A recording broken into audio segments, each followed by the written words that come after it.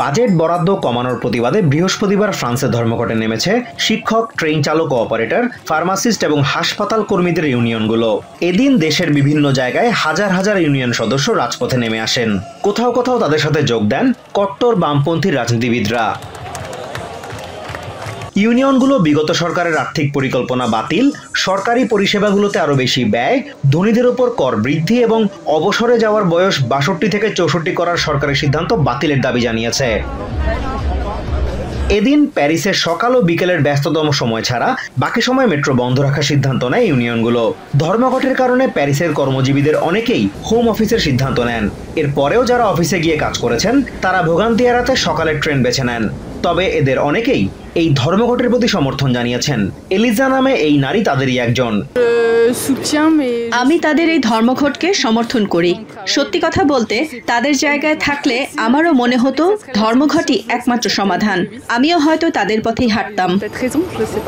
এদিন ফ্রান্স জুড়ে বিক্ষোভ করেছে বিভিন্ন ইউনিয়নের কর্মীরা। পরিস্থিতি মোকাবেলায় দেশ জুড়ে পর্যাপ্ত নিরাপত্তা ব্যবস্থা গ্রহণ করেছে দেশটির স্বরাষ্ট্র মন্ত্রণালয়। নিরাপত্তা সবচেয়ে বেশি জোরদার করা হয় রাজধানী প্যারিসে। অন্যদিকে মার্সেই শহরে ধর্মঘটে নামা বিভিন্ন পেশার মানুষ বিক্ষোভে অংশ নেয়। স্কুল শিক্ষক ফ্র্যাঙ্ক ব্যালিয়টের অভিযোগ, ধনীদের বাড়তি সুবিধা দিচ্ছে প্রস্তাবিত বাজেট। এই বাজেট ধনীদের বাজেট। এখানে ধনীদের ট্যাক্স ছাড়ের কথা রয়েছে।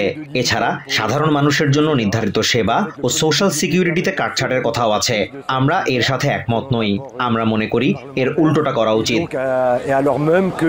কট্টর বামপন্থী দল ফ্রান্স আনবাউডের নেতা জন লুইক মেলানশো মনে করেন, এই ধর্মঘট আসলে শুধুমাত্র শ্রমজীবীদের আন্দোলন নয়, বরং এটি একটি রাজনৈতিক সংকট। এখানে ইউনিয়নগুলো ধর্মঘট এবং বিক্ষোভ ডেকে যে দাবিগুলো সামনে এনেছে সেগুলো প্রধানমন্ত্রী লেক্রুনের রাজনৈতিক নীতির সাথে একদমই মেলে না। তাই এগুলো এখন কেবল শ্রমিকদের দাবি নয়, বরং একটি রাজনৈতিক সংকটে পরিণত হয়েছে। সবচেয়ে গুরুত্বপূর্ণ প্রশ্ন হলো, এই সরকার সামাজিক এই দাবিগুলোর ক্ষেত্রে কোনো পদক্ষেপ নেবে কিনা।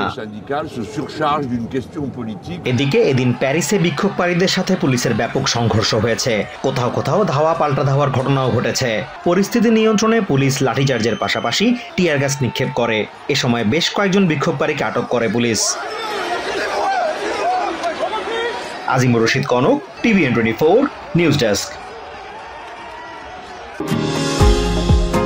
নিউ ইয়র্ক থেকে সম্প্রচারিত TVN24 টেলিভিশন বিশ্বজুড়ে বাঙালির কণ্ঠস্বর।